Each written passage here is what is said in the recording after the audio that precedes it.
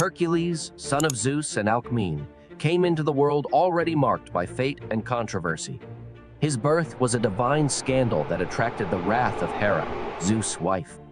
From his first breath, Hercules was an enigma, a mortal with divine blood. Hera, furious at Zeus' infidelity, sent 2 giant serpents to kill him. What she did not count on was that little Hercules boasted superhuman strength, which defied his young age, and he killed the serpents, thus thwarting Hera's plan. That was his first heroic act, but it was also an early sign of how his life would be full of trials and tribulations. Hercules' astonishing act of killing snakes in his cradle was not an isolated incident. It was a harbinger of the challenges to come and the complexity of his nature. Hera's vengeance did not stop there and reached its climax when she manipulated Hercules' mind, driving him to commit the most heinous act. In a state of madness, Hercules murdered his own family.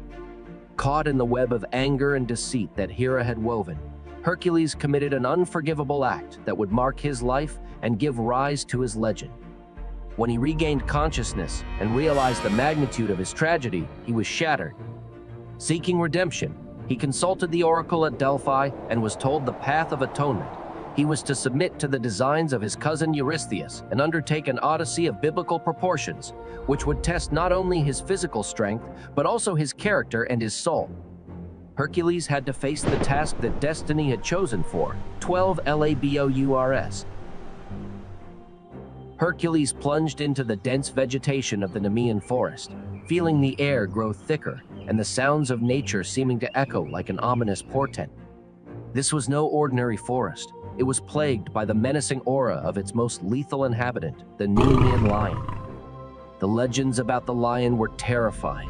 Its fur was so thick that deadly weapons could not penetrate it, and its roar could make even the bravest tremble. Armed with a bow and several arrows, Hercules tried first from a distance, drawing his bow with an arrow aimed at the lion's den. But, as the legends had warned, the arrows deflected harmlessly against the lion's golden fur. Frustrated but determined, Hercules knew he had to rethink his strategy. He discarded his bow and moved deeper into the forest, carefully studying his surroundings until he located what appeared to be the entrance to the lion's den. This is where more than muscle was required. He needed a plan. Using his cunning, he blocked one of the cave's 2 exits with large boulders, forcing the lion to confront him in a confined space. The beast charged with astonishing speed, but Hercules was prepared. Instead of evading, he lunged straight into danger, grabbing the lion in a lethal embrace. It was a battle of endurance and brute strength, a melee where every muscle screamed and every fiber of his being was taut. With his life energy fading, the lion of Nemean attempted a final lunge. But Hercules, drawing on every ounce of his divine strength, pressed even harder. Finally, with a last choked roar, the lion fell, strangled by the hands that had performed so many feats and would perform many more.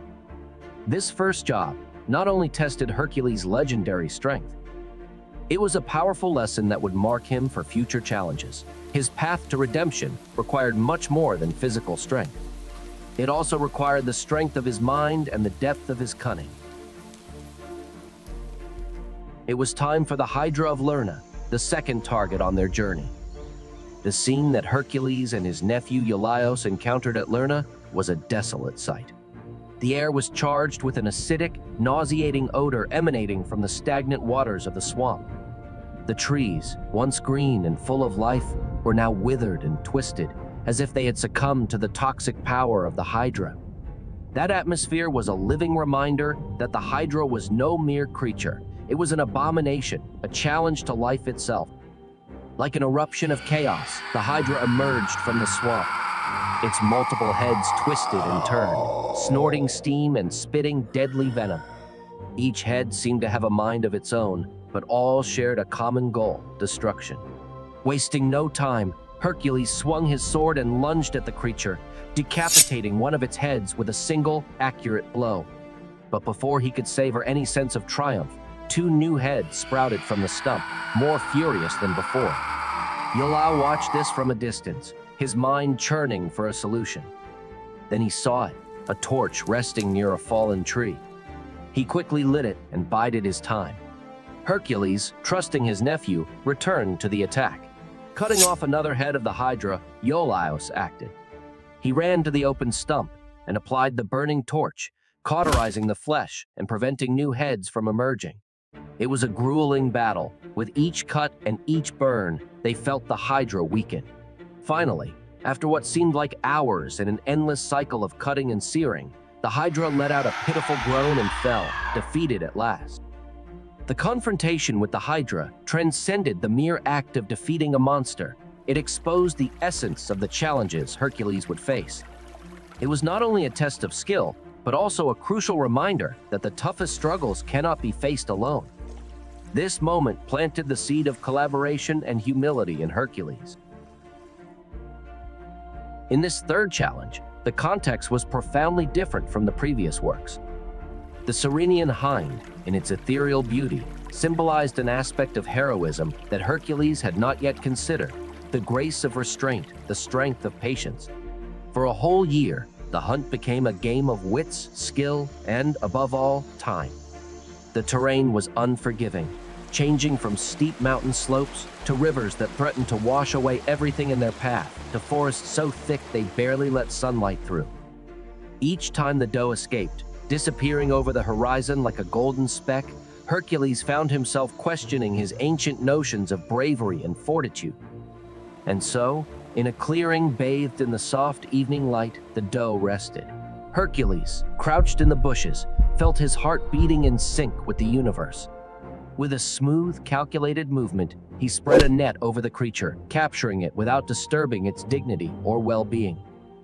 As he returned and handed the Ceryneian deer to Eurystheus, Hercules felt a mixture of emotions. But at the same time, the act left him with an emptiness, a floating question as to how many more of these lessons would have to carve into his soul before he could reclaim his place in the world. In this fourth task, Hercules faced a challenge that blended both ferocity and subtlety. The boar of Erymanthian was not only a testament to brute power, but also to the indomitable ferocity of nature. This monster was more than just an adversary. It was a mirror in which Hercules could see his own bestialities and ambitions reflected. Ascending the steep slopes of Mount Erymanthian, where the air grew thinner and thinner and the snow cover increased with every step, Hercules experienced a growing sense of desolation. The summit offered him not only a view of the boar, but also a perspective on his own nature, his motivations, and the moral weight of his previous actions. Aware that a direct confrontation would be foolhardy, Hercules focused on strategy. Digging the trenches in the snow became a symbolic act. He was building a barrier not only to the boar, but also to his own penchant for unbridled violence. When the boar, exhausted and confused, fell into the trap, Hercules pinned it down with precision, minimizing the animal's suffering.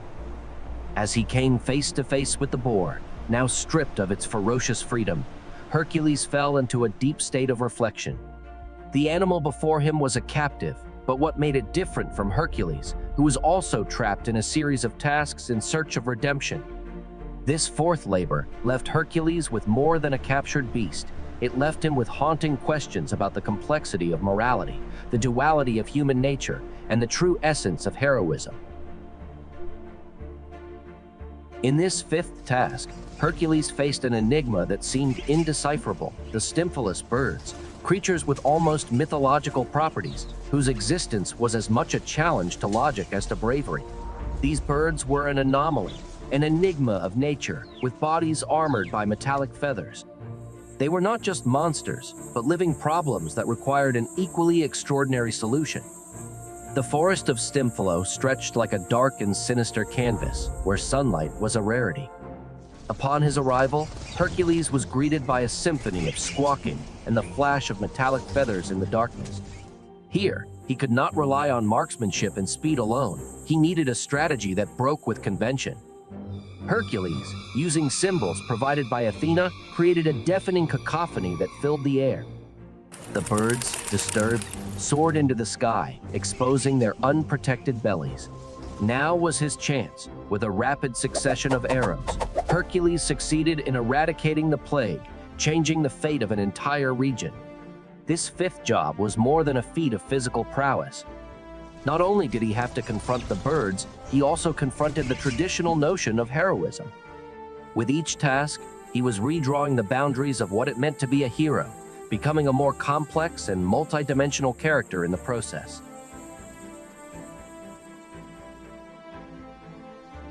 In his sixth labor, Hercules faced a mission that challenged traditional notions of heroism to clean out the filthy stables of King Augeas, a task that veered away from the epic and into the more earthly.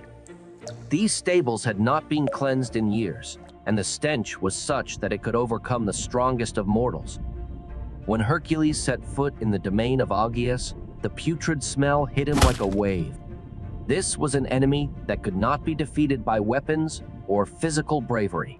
After negotiating his pay with King Augeas, which in itself exuded a worldly cunning, Hercules surveyed the stables and prepared for his strategy. Using his supernatural strength, he diverted the course of the rivers Alpheus and Peneus.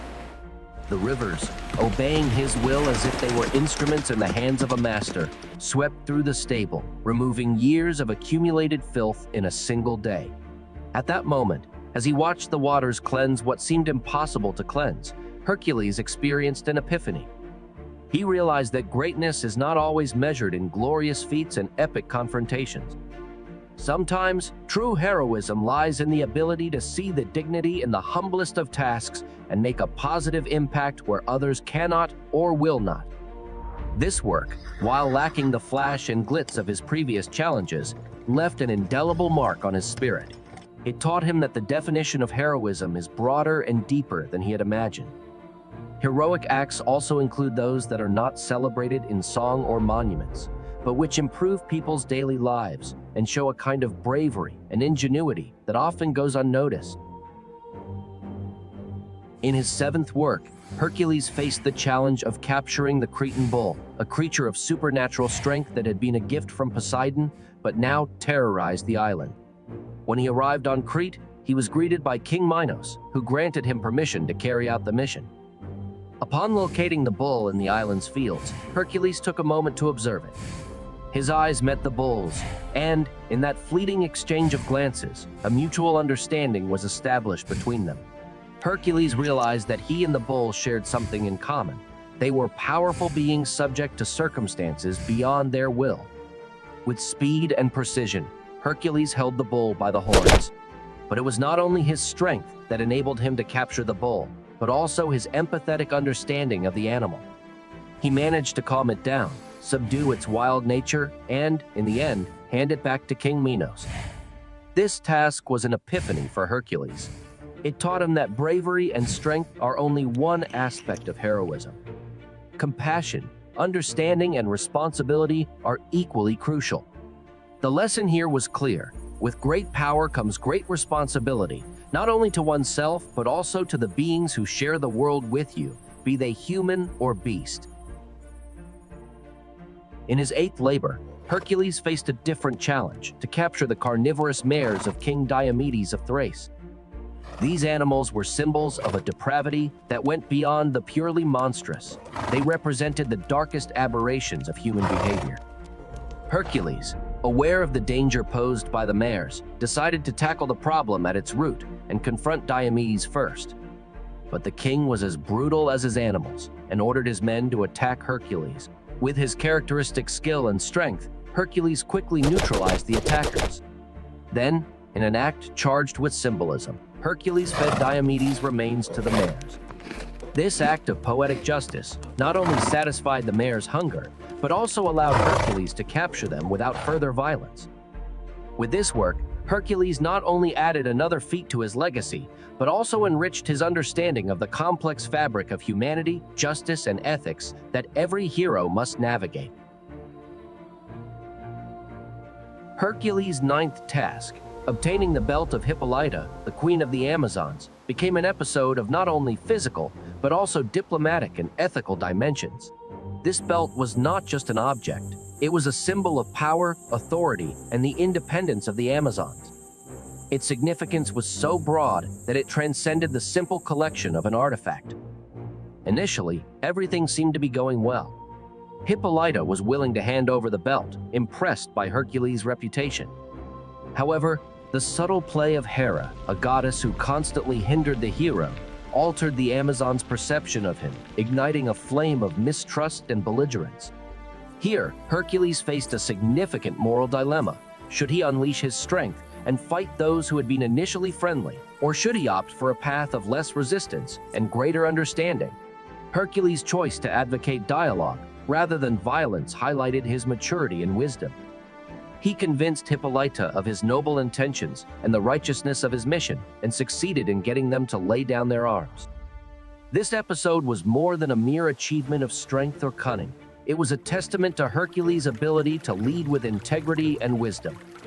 His success not only added another feat to his body of work, but also reinforced the notion that heroism is a complex spectrum which involves multiple forms of courage, from combat to diplomacy to cross-cultural understanding.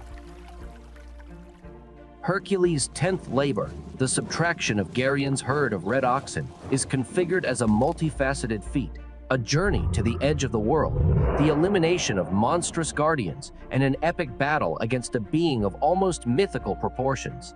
Geryon, a three-bodied monster, represented an exaggerated manifestation of strength and vigilance, an enemy who, in theory, surpassed Hercules in potency.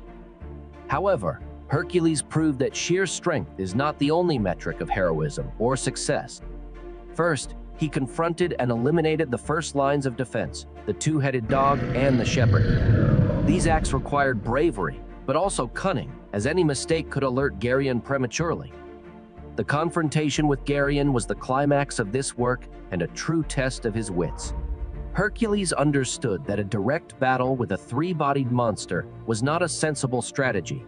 He opted for agility and precision, using his bow and arrows to keep his distance and focus his attacks. Hercules' cunning was his advantage, allowing him to overcome a challenge that seemed insurmountable.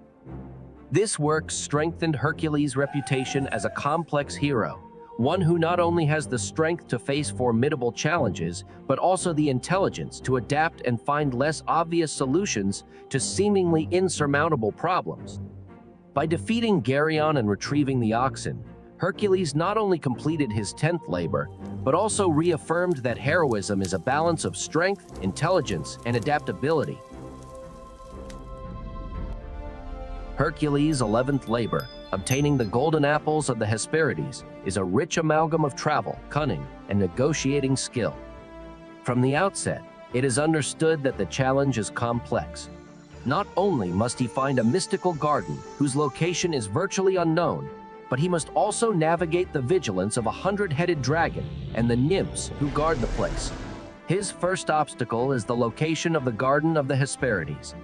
To do this, he finds and consults Nereus, the sea god, who guides him to the desired destination. However, the true core of Hercules' cunning manifests itself in his interaction with Atlas. Recognizing his limitations, he understands that confronting Ladon is not a viable option. Therefore, he bargains with Atlas for the apples, temporarily taking on the weight of heaven. Atlas' betrayal could have sealed a disastrous fate for Hercules. But here, his cunning shines again. He tricks Atlas into taking back his burden, thus regaining his freedom and the golden apples. In this work, Hercules proves that heroism goes beyond physical strength. Here, it is his quick mind and his skill at diplomacy and deception that allows him to overcome a challenge that brute force alone could never have conquered. Capturing Cerberus, the three-headed dog guarding the gates of the underworld, represents the climax of the 12 labors of Hercules, both in terms of danger and symbolic significance. This journey to the underworld is not only a physical feat, but also an expedition of the soul, a descent into the darkest and most fearful places of human existence. From the beginning, Hercules knows that he must operate under specific conditions. He cannot use weapons to subjugate Cerberus. Hercules employs his strength and skills to dodge the dog's venomous attacks, finally managing to hold him in a powerful but non-lethal embrace. This decision, not to kill Cerberus, highlights his compassion and sense of justice. In this way, The final work encapsulates and culminates all the lessons learned, skills acquired, and character forged throughout the previous works, cementing Hercules not only as a hero of legend, but also as a model of the most cherished human virtues. Having completed his 12 labors, Hercules was released from his service to Eurystheus. But his story does not end there. He continued to engage in more adventures and challenges, some of which even rivaled his previous labors in terms of danger and difficulty.